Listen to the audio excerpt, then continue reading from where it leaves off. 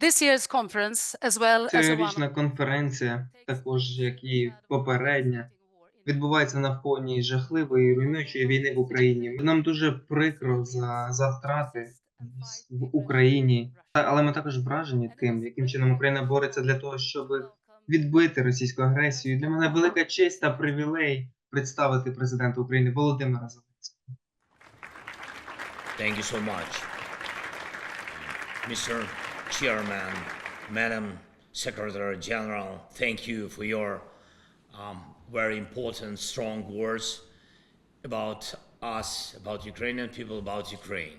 Your Majesty, Your Royal Highnesses, ladies and gentlemen, dear Sweden, I'm pleased to participate in this conference and want to thank all participants and the Swedish society for your solidarity with Ukraine and the Ukrainian people. Solidarity is the basis of security in the modern world. This is one of the main conclusions that can be made from our Ukrainian resistance against the ongoing Russian full-scale invasion for almost 2 years. When a nation relies on solidarity from others, and therefore on the support it can successfully defend itself even against a much larger enemy. A larger enemy in terms of military strength. We all know that Russia is now using against Ukraine and in hybrid forms against all of Europe the potential that has been amassed over the lifetimes of several generations. This includes weapons, industrial and economic capabilities, and Russia's energy potential, which it spends on waging its war. We must admit this is a significant force, but still I am confident, and our results demonstrate that even Russia can be brought back within the framework of international law. Its aggression can be defeated. Of course, Ukraine would not have surrendered to the occupier and would not have put up with the occupation under any circumstances, even the worst. Every nation that values freedom has always to fight even when it is difficult or impossible to hope for someone's help, but to fight successfully, to reclaim what is yours, to restore security to people, to your region, and to teach the aggressor that aggression brings no benefits is only possible if defense gets strength from solidarity. Because the unity of many is always greater than any enemy's force. And whatever Russia does against Ukraine, we have proven that we can find the necessary counterbalance when we act bravely, when we act together with partners, and when we have an absolutely clear goal to protect lives. Now, in the time after Christmas, in the new year, Russia tried again to bring Ukraine to its knees with air strikes, large-scale attacks. Over 500 missiles of various types and attack drones, Iranian Shaheeds. Special combined attacks aimed at overloading our air defense and striking critical infrastructure. We are protecting the Ukrainian people from this, thanks to air defense systems and other weapons provided by our partners.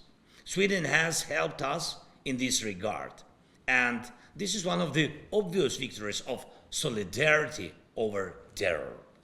Almost all of the last year, Russian forces were constantly trying to advance on Ukrainian soil.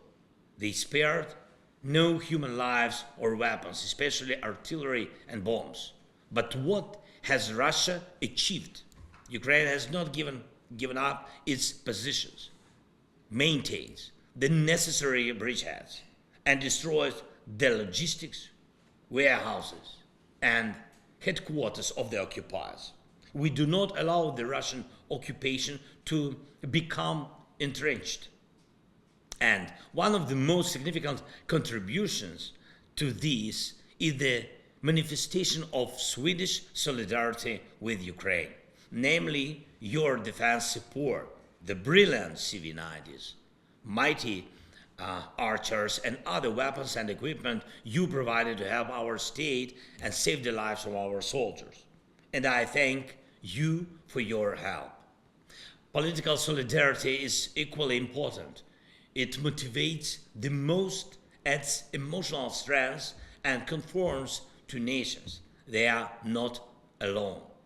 Every democracy in Europe should see and be confident that politicians will not compromise the concept of European values if someone is tempted by the concept of spheres of influence. Values must dominate. And this is the case now. We see evidence of this in Europe's support for our movement towards the European Union. Ukraine received the decision it deserved, a decision to start membership negotiations. And this is precisely the political solidarity we need.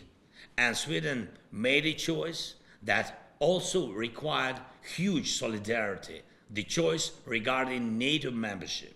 And I am grateful to everyone who showed their solidarity with you and has already supported your entry into the alliance, as well as everyone who helps finalize this decision. I hope that the Turkey Parliament will respond positively.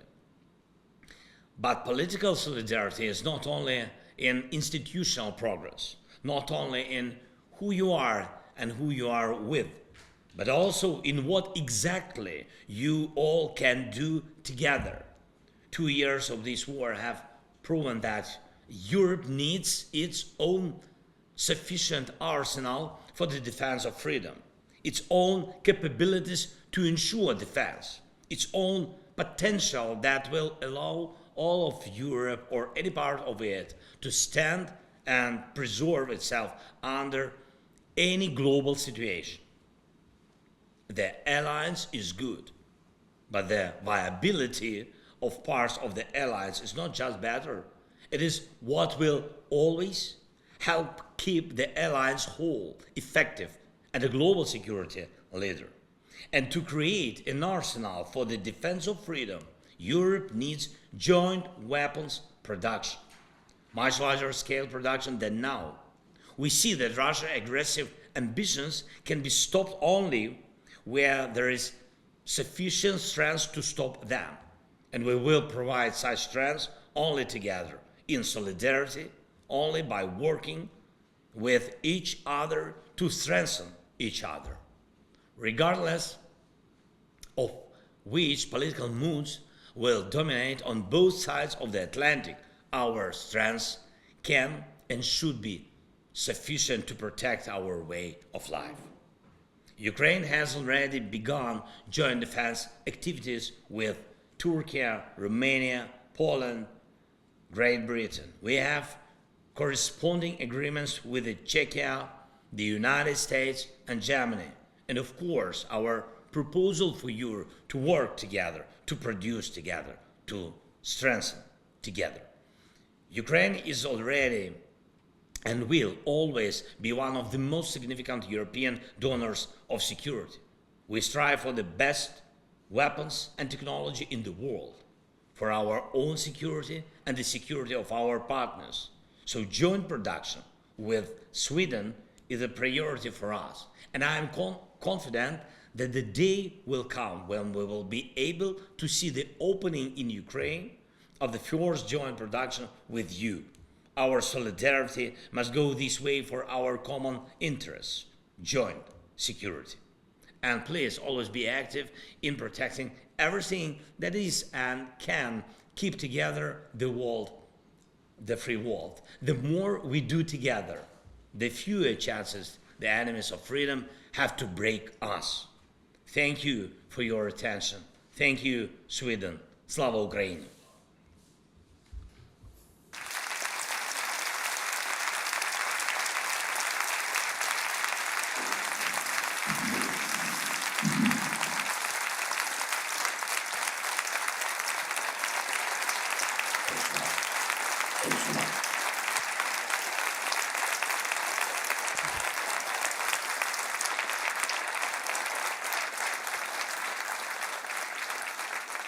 Thank you, Mr. President. I hope you heard that. Дякуємо вам, пане президент. Я сподіваюся, ви чули, що ці овації, вони майже ніколи не завершуються тут у Швеції для вас. У мене є буквально декілька запитань. Ми зараз отримуємо все більше новин про інтенсифікацію атак, як ви зазначили. Наскільки складна і важка ситуація зараз? Що стосується фронту, ситуація достатньо стабільна. Так, Росія накопичує свої війська і витрачає дуже багато людей. Тут нічого для нас нового немає. Росія витрачає людей як м'ясо, але це їх солдати, це їх рішення. Що стосується нашої ситуації, не вистачає на фронті зрозумілих речей. Це протиповітряних систем протиповітряної оборони для того, щоб Росія не могла контролювати небо. І якщо чесно скажу вам, цього не вистачає як на полі бою, так і всередині міст. Ви бачили, як я сказав в своїй промові, було 500 ударів впродовж кількох днів, як то кажуть, святкових, але для нас це не було зовсім на свято, це не схоже. І тому 500 ударів, так, ми більшість з цих ударів змогли збити завдяки допомогі партнерам, більше 70%, якщо бути точним, але цього просто не вистачає. Якщо Росія втратить контроль неба, вона втратить будь-яку свою міць на полі бою. Іншої міці у них немає, ми не бачимо.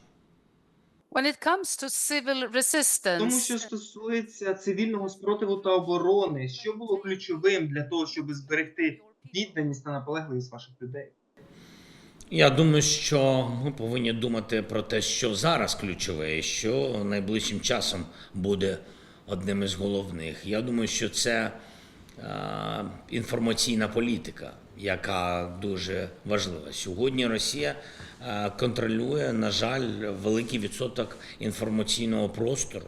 І я говорю зараз не про Україну, а говорю про соцмережі всюди. Я говорю про Європу, про цивілізаційний світ. Я говорю про Сполучені Штати, я говорю про Британію, і про африканський континент, і про країни Латинської Америки. Росія вкладає дуже багато грошей, багато, як я кажу, в різні медіа всередині відповідних країн, а також в соцмережах. І потім, на жаль, те, що є, це те, що наші незалежні медіа всередині кожної з наших держав, вони підхоплюють ті чи інші наративи, які є в постійному щоденному меню у Російської Федерації, і видають це не як точку зору незалежну або як чисті новини, як такі, а видають цей наратив як реальність. І впроваджують це потім в світ, всередині держав. Це має великий вплив. Я вважаю, що це один з найскладніших викликів – це війна в дезінформаційному російському в просторі. І цим очищенням, слідкувати за цим, потрібно займатися професійні люди. Від розвідки до незалежних журналістів. Це виклик. І другий виклик, на який би я звернув увагу, це обхід санкцій. Напевно, він один із ключових. Росія навчилась обходити санкції. На жаль, в ракетах ми бачимо, які були застосовані проти нас деталі багатьох країн світу, майже всіх розвинутих, скажімо так. І, на жаль, це відбувається, і Росія знаходить, їм допомагають обходити, і обходити допомагають компанії, виробники або компанії-посередники, які є в самої тої ж Європі і в Сполучених Штатах, всюди. І я би на це звертав увагу, особливо тим органам, які займаються санкційною політикою. Mr. President, Пане президенте, дуже тепла та щира подяка вам за те, що ви приділили нам час і доєдналися. Дуже дякую. Thank you.